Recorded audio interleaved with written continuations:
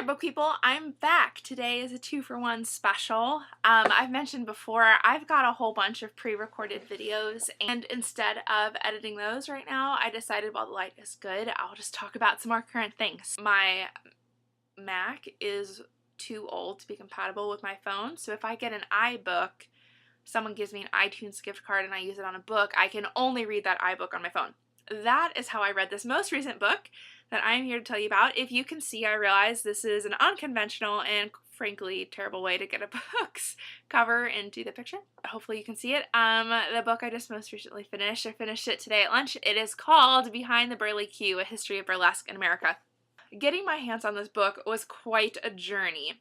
About a year and a half ago, the book itself, the hardcover book, appeared on my university's new acquisitions library shelf, and obviously it seemed kind of juicy and quirky, and I love Americana. I love 1920s to 1950s American history so much, so anything kitschy or strange or quirky that happened during that time culturally and aesthetically, I am all about. So carny stuff, my jam. Early suffrage movements, women's rights, also my jam. When you combine those together in the Dust Bowl and add fancy outfits and Abbott and Costello and sometimes wild animals, sign me up. That's exactly what this book is about. I realize that maybe this sounds rather scandalous, but if you don't know, burlesque was not originally something scandalous. Burlesque developed upon the death of vaudeville. It was literally a comedic variety show. A lot of people roll their eyes when I say this, but it's totally true. It was not meant to be sexual. It was a comedy show. Shows like SNL, their roots are in burlesque. Acts of many forms. Actually, people say that Monty Python is the only remaining true burlesque act because there's musical stuff, there's farce, there's social commentary, political satire, what have you. It all started in burlesque, which is wildly fascinating to me. And burlesque had a very short life. It rose, like I said, at the end of vaudeville, and it died hard and fast at the end of the 40s, early 50s, when TV started. People didn't need to go to the theaters for entertainment. And also when Playboy started and introduced, like, sleaze into mainstream pop society, I guess to put it delicately. People felt the need to see less, to be more entertained, and the performers were not pleased because burlesque was, like I said, musicals, dancing, costumes. It was over the top, it was pageantry, it was very uniquely American, and fascinatingly enough, not erotic. Oh my gosh.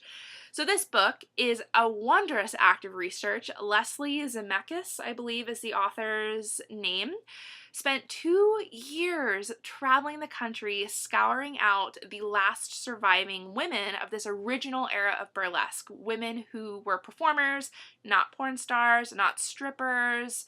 They were dancers, basically. Kind of circusy acts. Originally, the author conceived this as a documentary. I believe it's on Netflix. It just tells the story visually. And as she explains kind of in the early chapters, upon producing that film, she realized how little of the history of this rare and brief moment in American culture she was able to capture in a film, so she wrote the book. I, as a researcher and an art historian, this keeps falling asleep.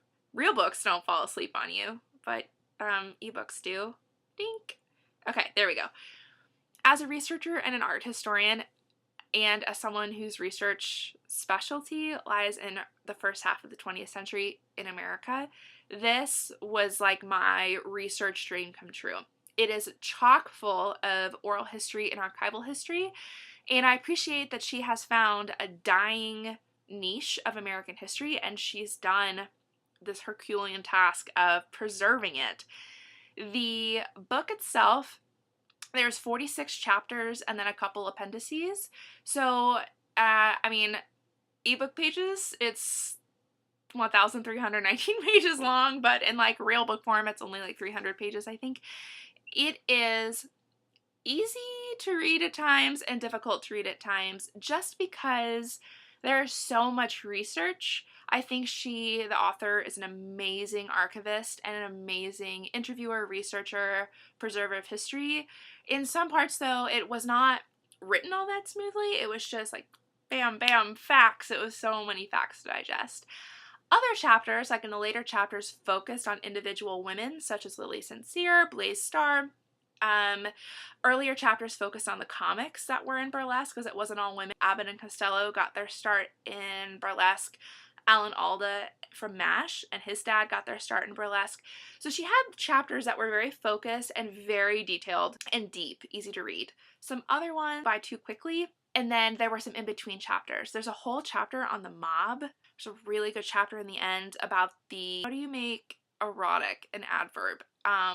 When American culture was introduced to mainstream sleaze, it was really kind of moving and sad to read those last few chapters on how Americans' forms of entertainment grew a lot more sexual, and the artistry in both theater, Broadway, TV, what have you, it just kind of suffered. As a result, of course, the performers suffered. The comedians were out of a job because people didn't want to see comedy, they wanted to see sleaze. And these dancers, they were also out of a job because they would try to audition for Broadway or theater, other forms of entertainment, since they were entertainers, and people associated them with this new era of sleaze, which they were not originally a part of. So there are a lot of things going on. There are some tough personal stories in here. There's some funny stories. There's some really cool facts, some really interesting insights into American history. You've got politics, economy, morality, artistry, pageantry. There's a lot in here. And even though I struggled to read it at times just because of how much was happening in this book, I have to say that it was a successful project. Maybe not the most written book at times, but this author truly accomplished an amazing feat. And as a historian, I think it's so important to track down these fleeting moments in cultural history and to preserve them and share them. And how cool is this? Like I said, I have this book on my phone because someone gave me an iTunes gift card and I don't listen to a lot of music, so I put it towards that. I probably wouldn't spend my own money on this book to have on my bookshelf, but if you're looking for like kind of a different read, especially if you're into nonfiction or history or art history or just American culture, or heck, even if you're into like issues of morality and feminism, whatever, this would probably be an interesting read to get from the library. I don't know if I'd comfortably be able to recommend this for like younger audiences, but if you're like a history student or, you know, like a college kid, kind of different.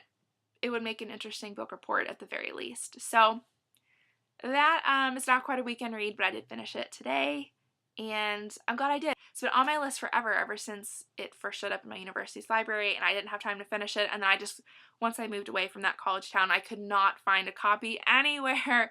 So it is a little bit harder to track down, but hey, I mean, there's always Netflix, right?